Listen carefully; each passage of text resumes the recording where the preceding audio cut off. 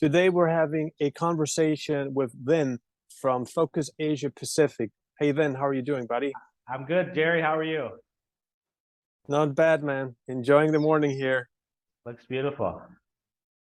Yeah, so I wanted to talk with you about your time in Vietnam and some tips that you can potentially pass on to my audience. So why don't you get started talking a little bit about the reasons why you moved to Vietnam? What encouraged you initially to move to Vietnam?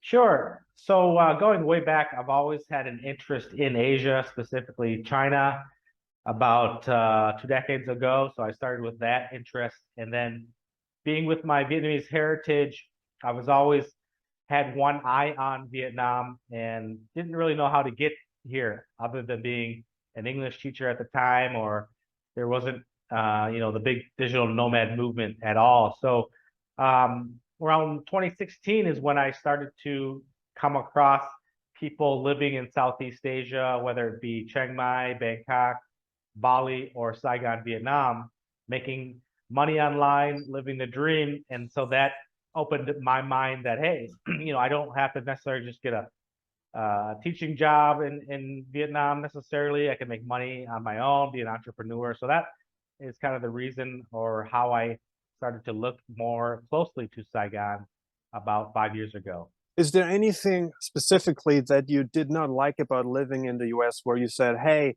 maybe those things could be better in the Far East? Yeah, I think there are two or three things that come to mind. The reoccurring theme was the low cost of living. In Vietnam, as you know, you can live, if you want to bootstrap, probably I would say $1,000, but a decent lifestyle monthly fee, our cost of living, I would say, is 1,500, and that's dramatically different from what I was living in the U.S., which was about 2,500 to 3,000 US dollars. That's everything all in, including rent, food, car payment, entertainment, and things like that. So right off the bat, it was the low cost of living. Number two is the exciting nightlife, dating. You know, at that time myself, I was moving into my 40s, and most of my friends were starting families and settling down, and I thought it was really hard to date, just women in general in America. It's really, really tough at that age. And I know that in Southeast Asia and Vietnam in particular, the women are just amazingly beautiful. It's a numbers game. So if you're a man and you're living in Vietnam, there's plenty of opportunities. So that's going to up and increase your game right away. So those are probably the two big factors in making my decision. Excellent. Well, I'm very glad to hear that you had success dating in Vietnam, a very important component indeed. So I know there are obviously more benefits, right? But what would you say, what do you love most about living in Vietnam? We all have like a list of things that we love about a foreign country. So what is like number one for you where you say, hey, whenever I should leave Vietnam, I'm gonna miss that so much that I will probably not be happy because I actually left. So what is that one thing for you? I would have to say it's the entertainment and, and food and convenience at your fingertips. And what I mean by that, Gerry, is, as you know, you can wake up and literally across the street or 50 yards down or just downstairs from your apartment, you can get a tasty breakfast for $1. You can get your coffee at a nice neighborhood coffee shop, and it's so convenient. And whether it be traveling, I can get a Grab, which is like the Uber here, and that allows me to live car free, so I don't have to necessarily have to save money and make car payments to just have a car to survive in America. So things like that, I can just live so easily, and I love that here. So for example, if you're hungry, you want to go out for a snack or a bite, whether it be early in the morning, midday, or late at night, I can just do that for maybe literally $1, $2, or $3 US dollars. And that's really impossible to do in America. I think the closest thing you can get is maybe fast food at a Subway, Burger King, or McDonald's for 5, 8, or $10 US, but nothing like in Vietnam where you literally can just walk a half a block and get everything at your fingertips. Well, fantastic. Very happy to hear that too. So in terms of your food expenses, obviously you're spending a lot less in Vietnam than you did in your home state in the US, right? So how much less are you actually spending on food every month? Oh, so I would break it down as about $500 for my apartment, and it's fully serviced, meaning it's a 1 bedroom, and they do cleaning 3 times a week. It includes a rooftop pool and a small gym, and it's in the Tao Dien or the expat community, so very, very convenient. And for food, I would say maybe $400. I eat out quite a bit with my wife, but we also cook at home quite a bit too, about half and half. So about $300-400 that goes to food. Whereas in America, I recall just going out to dinner or lunch maybe once or twice a month. It was kind of a tough budget, right? I mean, to meet friends maybe twice a month, I would have time to meet someone or a group of friends at a bar or go out to a restaurant, and then with tip, my food bill would be anywhere from, on the cheap end, it would be $20. It could be 30, $35 for my meal for that night plus tip, which is quite normal. Impressive, yeah. So you cut your costs by a lot, right? You would say that. Yes, because food in Southeast Asia and Vietnam is very, very cheap, especially the local dishes. And there are these ladies in the have their food cart set up. So a banh mi sandwich, literally 80 cents. You have a bowl of pho, beef noodle soup, literally maybe $2 US. So a breakfast, maybe $1 or $2 US. So food is really, really, really cheap compared to the West. That's good to know as well. I also wanted to ask you some questions about how living in Vietnam changed since the pandemic, because some people have left Vietnam since. I think, in fact, most foreigners left because a lot of them were living in Vietnam on merely a tourist visa.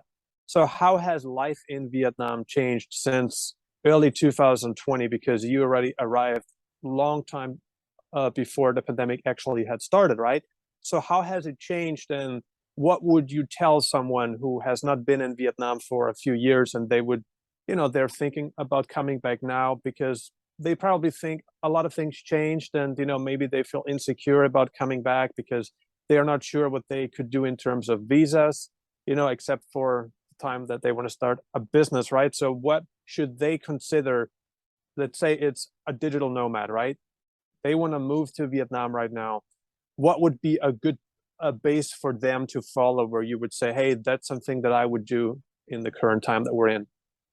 Yeah, I would say regarding visas, the good days are over. Pre-COVID, pre 2020, you could get a 1 year business visa, you could get a tourist visa, and it just requires you to exit the country every few months, and then you just renew. And so most people were on that visa. But around 2020, I believe, is when they started to have a crackdown and really stripped that benefit out. So most foreigners that were staying here over the long term as digital nomads or even entrepreneurs, they were forced to go home, unfortunately. So I would say in terms of the visa situation, it doesn't look too good. And what I know as today, you can only enter on a 30-day visa online, and you have to renew or exit the country and then get another 30 days if you wanted to do that, which is very, very difficult for planning or anything long term, as you know, to establish yourself. So I would say, unfortunately, the good times have come to an end in that case. But having said that, I do hear rumors that the government is trying to rethink of ways or change things. So it's yet to be seen, I guess. Yeah, that's what I heard as well. And you know my story very well. So I've been looking at it a lot, and I know people have been looking at it a lot, and they just can't find any good visa options at the moment. But you have found one. I'm not sure how you got your visa, but one obvious option is to just marry a Vietnamese woman, right? If you're a foreign guy, you could consider that, and you would actually kill two birds with one stone. Very attractive deal in my humble opinion. But I'm sure the option to start a business and obtain a work permit exists. Potentially not a risk that every person is willing to take on. But I think, if you want to be in Asia for the long term, then why not start a business? Because first of all, you can capture the Asian market from within Vietnam. And I think that's very powerful, if you consider how cheap labor is in the country. And I just think that's something that would be of interest to me personally. A guy that runs an online business, a guy that needs employees anyway. So for me personally, I think, if I ever went back there, I have thoughts of going back actually, then I would probably just start a business, get a work permit, and get things going this way. Now, that's obviously an option, right? Do you have any other tips for people that are looking to Vietnam, like any special things that they should consider? Uh, if you want to stay long term, I think one other way is to be a foreign expert. So that could be in education or consulting, or you have some kind of expertise. Maybe you're an engineer and you can kind of spin that some way and apply for some type of visa. Otherwise, you mentioned starting a business, and I think that would be another good route. If you're already in online business and you want to seriously consider Vietnam and hire some locals, it makes sense then paying a few $1,000s and starting your LLC. And then I believe you get 3-year automatic TRC, which is long-term visa. And then the third way is kind of how I luckily got it, was through marriage, because I was dating someone seriously at the time. We did the paperwork before COVID and everything hit. So we were on our way towards marriage anyway. So that was, timing just worked out in my favor. But those are probably the 3 legit ways of only staying in Vietnam as of August 2022. I mean, I've also looked at other options, and I'm sure people have too. And it's not easy to start a business in Thailand. You cannot own 100% of the company. In the Philippines, the costs are through the roof. It's extremely expensive to start a business in the Philippines, and very complicated too. So it appears to me that Vietnam seems to be the best option, because yes, there is a process involved, just as there is in any other country. But like you pointed out, you can get at least a long-term visa, which is valid for I think 2 or 3 years initially. I mean, that's a good deal, right? You couldn't even get that in Malaysia. You can only get a 1-year visa there. So it appears to me that Vietnam, even despite everything that happened, it's still a good deal for people that are looking to be there long term. I think there's some workarounds, and you have to maybe spend some time or check out the Facebook groups and then see what questions are coming up, and maybe to do your own research. But Vietnam is a very, very attractive place if you can get your visa, stay long term. As you mentioned, there's so many benefits being centrally located in Southeast Asia. So literally, Bangkok is an hour and a half away, Manila 2.5 hours away, South Korea 4 hours away, Bali or Singapore 2.5 hours away. So it's a great location. And as you know, Southeast Asia and ASEAN is the only region in the world demographically that's growing, that we see that's going to be double-digit growth. You look at like Europe is stagnant, China is slowing down, North America is kind of stagnant. So we see a lot of growth, and that's major. The big reason is the demographics in Southeast Asia. So the youth in Vietnam, in the Philippines, in Indonesia will lead the way. Vinh from Focus Asia Pacific. We will talk again soon. Thank you so much. Great. Thank you, Gerry. Appreciate it. Consider subscribing if you haven't already. I'm uploading new videos on digital nomad locations, travel updates, and investment advice several times a week right now. And if you got some more time left, check out these videos.